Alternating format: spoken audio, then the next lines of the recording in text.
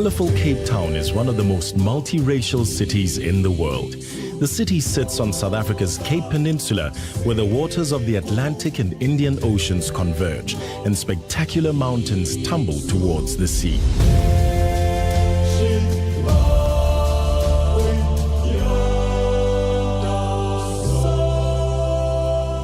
For centuries, the Cape of Good Hope was synonymous with danger as European ships bravely rounded the perilous waters en route to the riches of Asia. To resupply those passing ships, the Dutch created a tiny outpost in 1652, a settlement that would blossom into one of the most beautiful cities in one of the most breathtaking settings on Earth. For decades, Cape Town has been buffeted too by the crosswinds of social upheaval. But just like those early ships, Cape Town had endured some of history's most turbulent waters and set course to an optimistic future. This is a city that, despite its challenges, shines as an example of hope, not only to South Africa, but to the world. Cape Town's central area is situated in the City Bowl. This amphitheater-shaped area begins at the edge of Table Bay and is backed by the iconic 2-mile-long plateau of Table Mountain. Near the bowl's center, you'll find the Castle of Good Hope. This Dutch East India fort was the center point from which the city grew.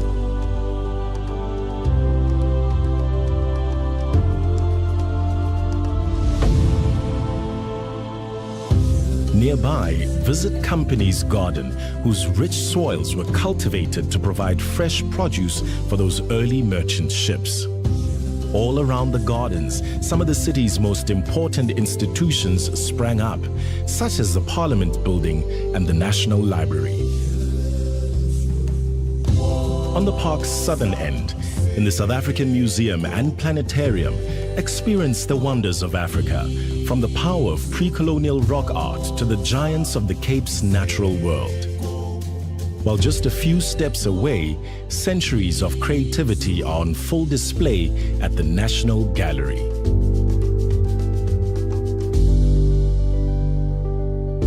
Fusing both contemporary and old-world architecture, the nearby South African Jewish Museum stands as a tribute to a community that has done much to shape the country. Just a few blocks away, don't miss the District 6 Museum.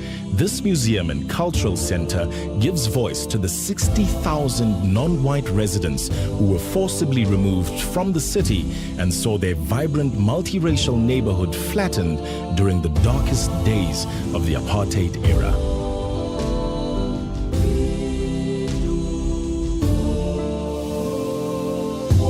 Thankfully, one neighborhood that was spared from apartheid's wrecking ball is Boerkaap. Despite decades of racial segregation, traditional Cape Malay culture proudly continues amid the row houses and cobbled streets of this incredibly colorful hillside suburb.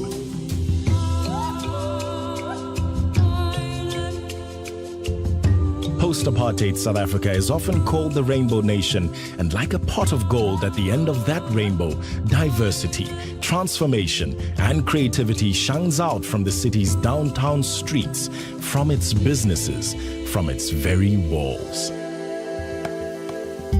If you're passionate about coffee, stop by for an espresso or maybe two at Truth, a steampunk coffee shop that welcomes devotees from all over the world.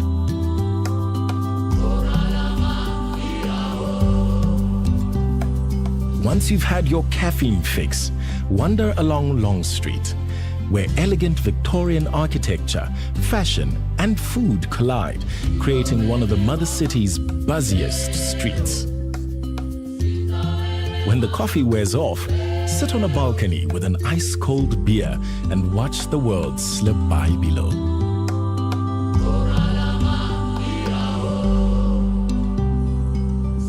The spirit of rejuvenation continues at the Victoria and Alfred waterfront. at South Africa's oldest working harbour, spend the day exploring attractions such as Two Oceans Aquarium, which celebrates life beneath the waves of both the Atlantic and Indian Oceans.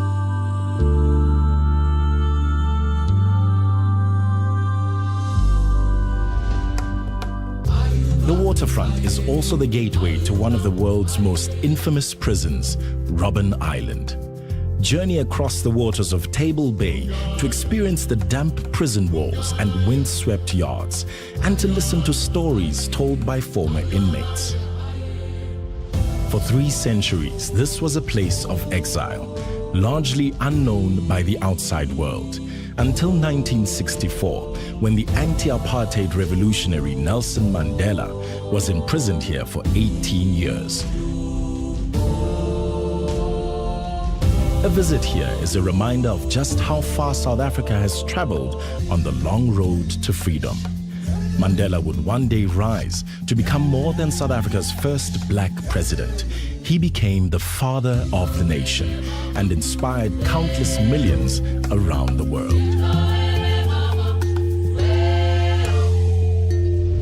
Mandela once said that it was the presence of Table Mountain across those 4 miles of water that inspired him throughout his long years on Robben Island.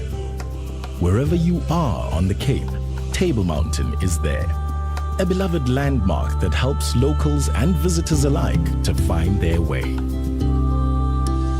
The closer you get to the mists of Table Mountain, the more its spirit can be felt. At Kirstenbosch Botanical Gardens, gaze up at the mountain's eastern face. Then explore South Africa's many biomes and the Boomslang Walkway, which snakes its way through the Arboretum canopy. From the gardens, take one of the walking trails up the mountain or climb aboard the cableway for the spectacular ride to the viewing area. From here, take in the views of Signal Hill, Devil's Peak, and Lion's Head, all the way out to Robben Island and beyond.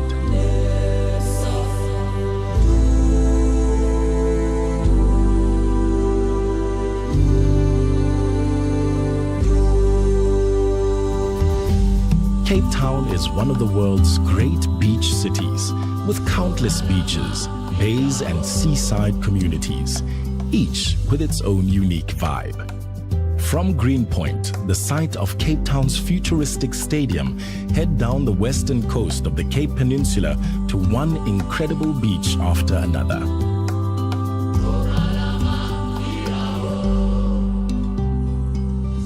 Starting at the city center, the wide promenade of Milton Beach is a great place to stretch your legs. A little further south in Clifton, some of the country's most expensive homes spill down from the peninsula to the 4 beaches below, each one separated by falls of granite boulders which offer great shelter on windy days. While a house at Clifton will set you back millions, the views of the sparkling Atlantic, Lion's Head, and the 12 Apostles are just as they've always been, free.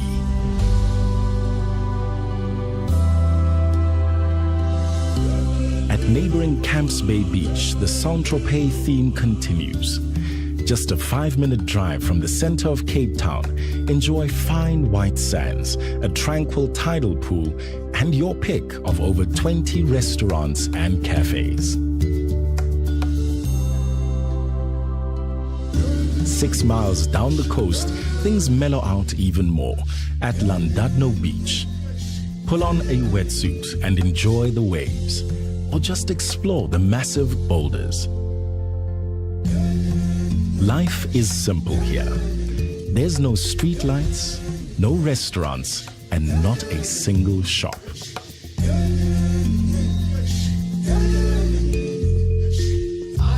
When your belly starts to grumble, pop around the headland to the fishing village of Hout Bay. Cool off with a craft beer. See what's cooking at the markets. Then hang out with locals down by the tuna and crayfish boats.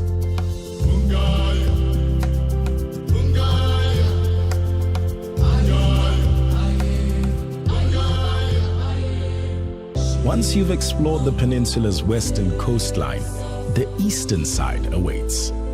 Welcome to False Bay, where the waters are warmer and the never-ending sweep of beaches and scenic seaports continues. At the naval port of Simonstown, head down the historic mile of St. George's Street. Soak up the nautical spirit, say hello to a much-loved sea dog, and explore the alleyways and lacy Victorian buildings along the way. Don't leave Simonstown until you've visited Boulders Beach, one of the few places in the world where you can get close to endangered African penguins.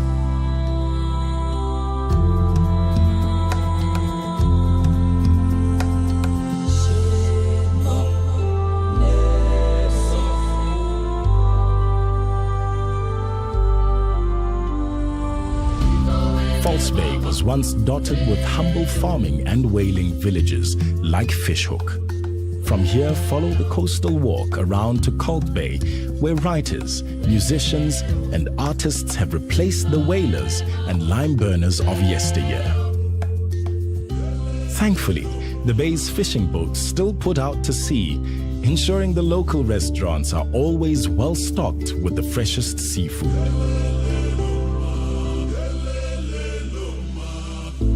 When it comes time to drag yourself away, head to neighboring St. James, known for its colorful Victorian bathing boxes and grand old houses, which reflect the splendor of the early diamond and gold mining era. Right next door, the mood changes again at Muizenberg, home to some of the most laid-back vibes in South Africa. With its warm, shallow water, it's the perfect beach for families. And if you've ever wanted to surf, this is the place to learn. Muizen is, after all, the birthplace of South African surfing. While the beach at Muizen can get packed in summer, you'll find plenty of cool escapes in the streets of this arty village. From here, over 12 miles of fine sands stretch all the way around to historic Gordons Bay. Just around the corner at Kogel Bay, the only sounds you'll hear are the pebbles and shells rolling in with the incoming tide.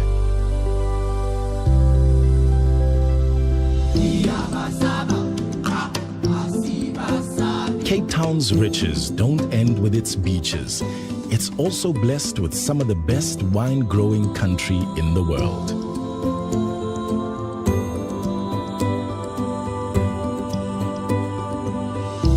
The Cape's first vines were planted in company's gardens in 1655 to help those passing sailors ward off scurvy.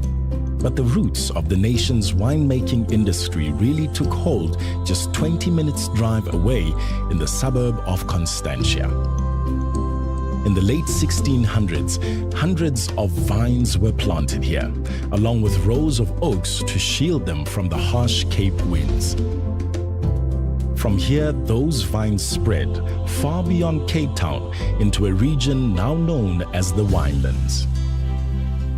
Choose from 18 different wine routes centered around historic villages and towns, and discover vast vineyards in settings that will take your breath away. Many of the estates are characterized by historic Cape Dutch-style manners, as well as restaurants and tasting rooms where you can savor the very essence of this fertile land. After touring the acclaimed wineries of Paarl, such as Laborie and Vrede and Lust, explore the streets and architecture of this 300-year-old town.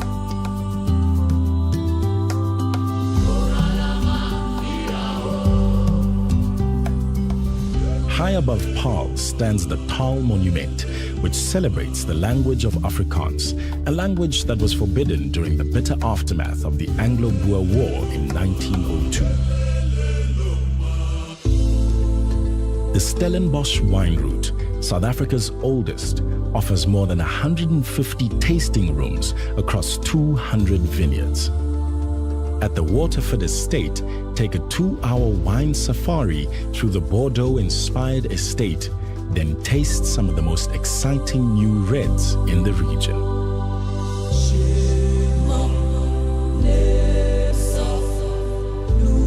Just a 30-minute drive from Stellenbosch and only 50 from Cape Town is perhaps the most beautiful wine route of them all, the Franschhoek wine route.